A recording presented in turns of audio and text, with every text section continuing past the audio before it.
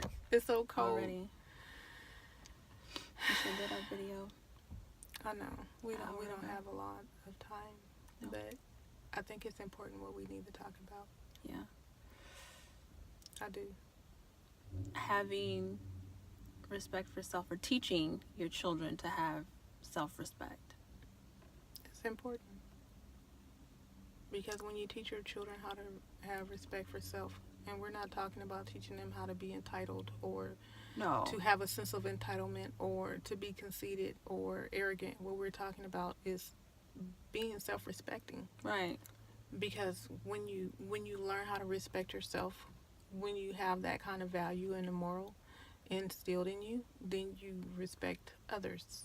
It's just natural, Right. that if you can respect yourself, then you respect other people. Like, it's a natural thing that it's a flow that can't be broken. Because even when you encounter situations that, Where someone is being disrespectful towards you.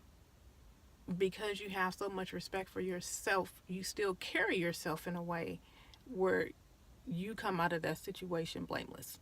Right. You know, I think a lot of this generation, I just, I'm a people watcher. I observe a lot, and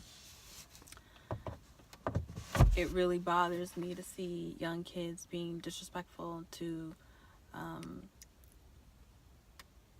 authority figures or their parents or things of that nature. Now, there are situations where, because a situation may have escalated or somebody may be abusing their authority, that sometimes children are placed in a situation where, like you said before, they have to defend themselves, and that's unfair. Because as children, they shouldn't have to. That blame falls on the adult in the situation. But you still have to look at the child's actions. You still have to look at, how they handled the situation, and all of that is going to be reflected in how they were brought up at home. Well, all of that is going to be reflected in how they were reared and what was instilled in them, so they know how to handle themselves as best they can in those situations. well, that's just like when you were growing up. There were two separate situations the whole entire time that you were going to school that you got in trouble. And when they called me and tried to explain to me why you were in trouble, Right. I knew they were lying, because I knew that wasn't you. I knew that Right. not only had you been raised better than that, but that just who you had developed into as a person, and even when you were a child, Right. that wasn't you. So I knew that they were lying. And so, when the story came out, the truth, then that's when the parent that I am had to come into play. Your neighbor's dog is giving me the evil eye. Girl, Agnes and her dog need to just keep doing what they doing. And no, her name ain't Agnes, but that's what she act like. I think Agnes came out because we was out here and just decided to make herself busy. So she could see what we were doing. That's Her what and happens. her dog. That's what happens when you Her dog is live staring at me like this. in a neighborhood with neighborhood watch. The neighbors watch you. They don't watch other people coming in here. They watch you. But yeah, and I'm not saying that you got to be out here being super, super hard and strict or mean to your children in order to, rear them. But Discipline has to be tempered with love. It has to be tempered with love. You It have has to to be allow tempered with kindness. them the space to be able to come to you and to be comfortable enough to come to you and talk to you and express themselves in situations. I know so many kids my age and older, when we were growing up, we didn't necessarily always have the luxury of being able to, well, this happened, because in those situations that you're talking about, I remember both of those situations at school. And initially, because she was being called in the first place, she was upset with me. But I think, like she said, understanding and knowing her child and knowing how she raised me, that the situation had to call for something else. Something else was taking place. She wasn't being given the full story. And that's when, as a parent, she could say, okay, you know what? Let me talk to my child first. Let me see what's going on. But a lot of parents can't do that because of the way that they're rearing their children at home. Because in the back of their minds, they're already going, oh my goodness, what did my child do? you wouldn't have to question that if you, and I'm not saying that kids won't make mistakes. I'm not saying that. I'm not saying that, that your kids will be perfect, or that my kids are perfect, or that I was perfect. I'm saying, if you know your children enough, when something is presented to you, or a problem happens or arises, you can pretty much figure out what's going on if you know how you reared your children, if you know that your children are respectful, if you know that in order for your children to be taken into a place where maybe they weren't, or they got beside themselves, something occurred for that to happen. It didn't just happen because your child was being, tactless or Rude or disrespectful. Just because. Like, that didn't happen. So I feel like in those situations where kids, I got called up I got to go see about, I have had older parents, parents older than me with children my age, still taking care of their kids. You want to know why? Because it was cute when little Joey was getting in trouble at school, and I was always at the school looking after him. What? Like, at what point did you say? At what point did you start thinking that was okay? Yeah, it's not okay. At what point? Oh, well, that girl is always running away from home. Why? What you doing? Or what are you not doing to cause her to be running away from home? But as parents, and I'm not saying I was the best parent in the world. I'm not. But I did a really good job. And I'm not even patting myself on the back because I know that was a gift that was given to me that I didn't deserve, but it was given. And so I appreciate it, but I have 3 wonderful, wonderful, kind, loving, caring, and nurturing children who are raising their children to be the same way. And, my children were spoiled, but they weren't spoiled with things. They were spoiled with my attention and my love and my affection. I still hold them. I still hug them. I still allow them to sit on my lap even. Heck, sometimes I sit on their lap. But they were raised to respect themselves. They were raised to respect one another. They were raised to respect me. And because I raised them to be that way and to act that way and to carry themselves that way, they in turn respect other people. And sometimes some of the people that they encountered didn't deserve their respect. But even still, they always understood that when they were in situations as children, that they were the children and I was the adult. And so if something happened that required adult actions and adult conversations, then they understood to come to me so that I could deal with that. Right. It wasn't their place. They were always raised with the understanding that defend yourself, but not in a way that was going to be disrespectful to somebody who would be considered your elder. And that was something that I never stood for. But even now, when I talk to my grandchildren, they don't say, what? They say, yes. No. Yes, BB. Or I hear them, yes, mommy. Yes, daddy. May I, please, thank you. You're welcome. And they have to be reminded. It's not like they're little perfect kids. Nobody's saying that. But there is an expectation of you're going to be respectful. You're not going to not be respectful. And it's not even just with us. They're like that when they encounter adults. Strangers. Period. Anybody.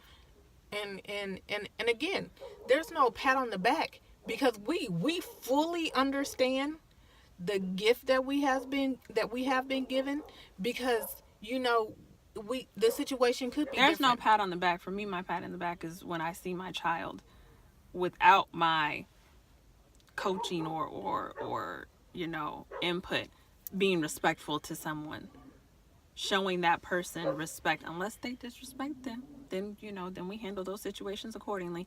But when I see my child interacting with an adult, or speaking to someone, or they're being spoken to, and they're polite and they're kind and they're gracious and they're not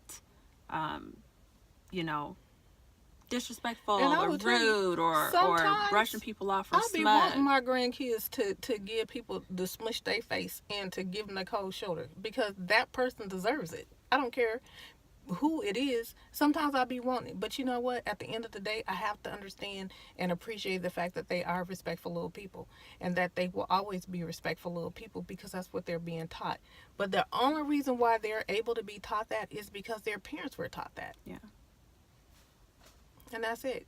You break generational behaviors by changing them. So you can't, as a parent, unless it was something that was done in a very positive way, you can't continue to do the same thing that your parent did to you or your grandparents did to your parents and expect for your children to be different. Right. It doesn't happen that way. I think so too. That is the reason why I give my child the space to be able to communicate with me. Because she's a thinker and she watches and she remembers everything. And so, when situations come up where she's done something maybe she shouldn't, or, she's talking to someone and maybe she forgets herself, her being able to explain to me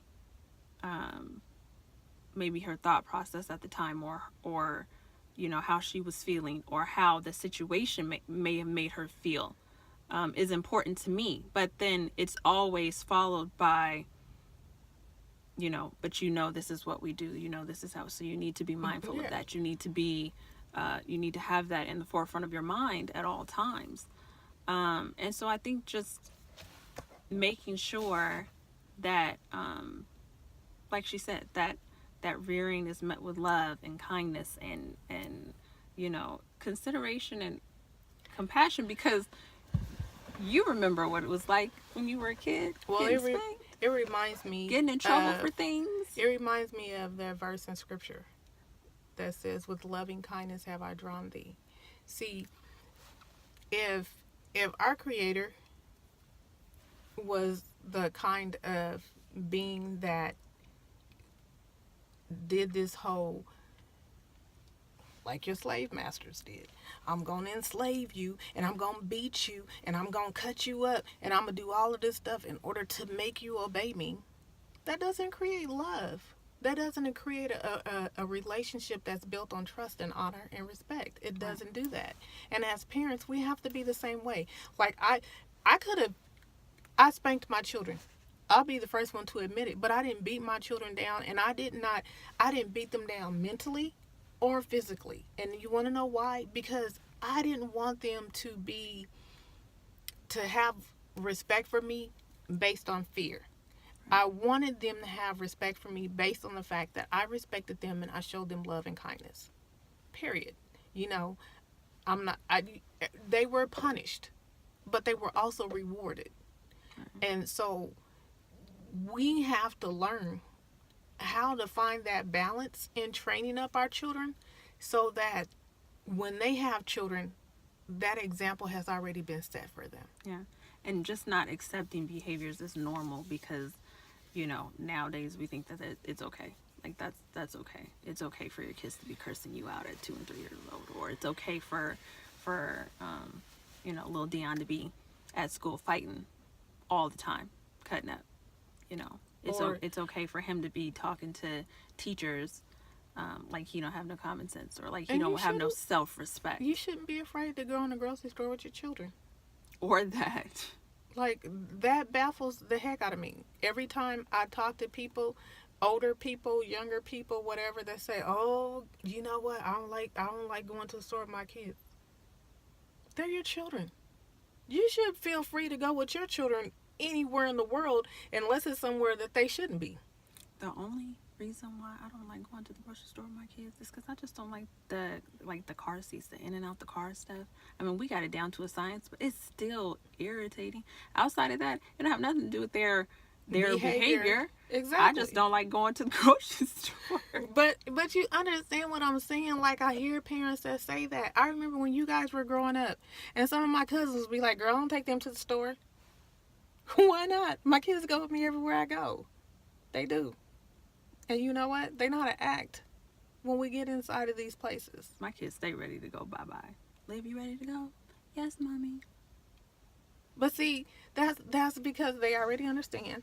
And I mean, every child is going to see something in the store that they're going to ask for, right? Yeah. But there is a difference between your child seeing something that they might desire to have and saying, "Oh, mommy, can I have this?" And then you say yes or no, and they accept whatever you say, right? There's a difference between that and, "Oh, mommy, I want such and such, such." Right. Snatching stuff off the counter, No, the we don't do cabinets, that. and the racks, and all that stuff, and then hollering because they can't have it when you tell them no. Like, I don't, my kids, they got a lecture in the car. I think the only thing that I probably do different is if I say no, not that it needs an explanation, but I like to tell them why I'm telling them no. Sometimes, not all the time, because sometimes no is just no. Sometimes no is a complete again, and or answer and sentence. There's that balance, But and as a parent, you have to know how to make that happen. Yeah, but sometimes, no, you don't need that because,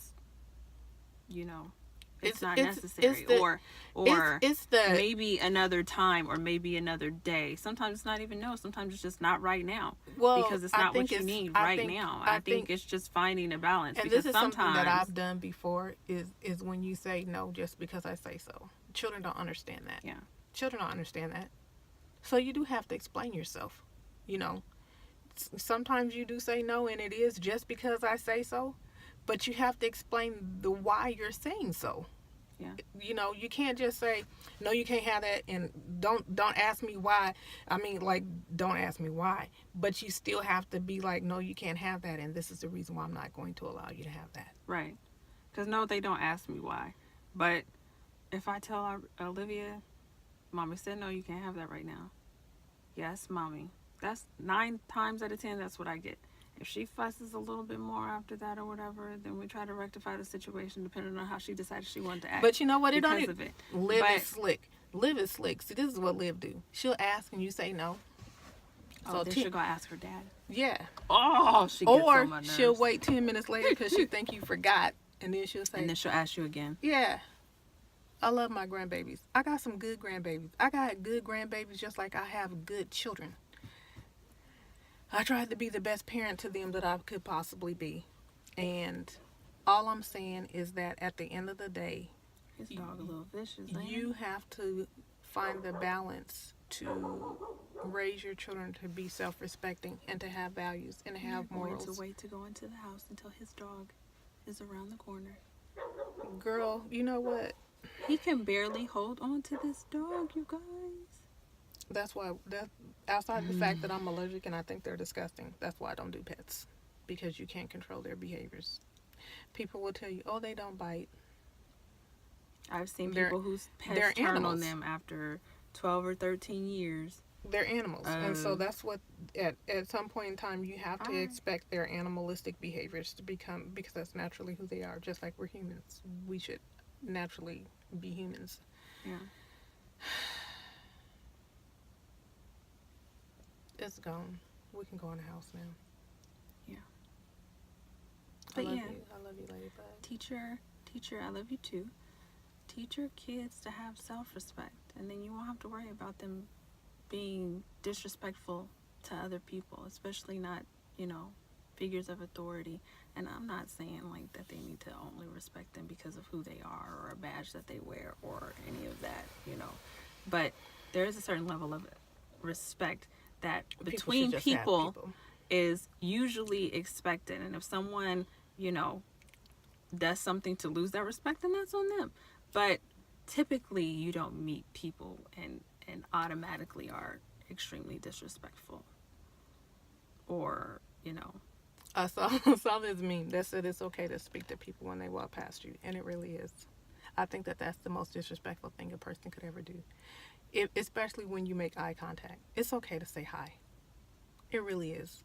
Don't do that. Don't do that. It's so disrespectful. It is. Now, if you say hello to somebody and they don't speak to you, don't cuss them out either. You got to remember everybody wasn't trained right. Nope. Just go on about your day. Yeah. You don't know what it is that's going on with them. that might have them in that mood or way, or how they feeling or anything. You don't know what they just came from, or what they just, what information or news they might have just got. Yep. Anything. But sometimes you saying hello to somebody will make them feel better, and you might not even know.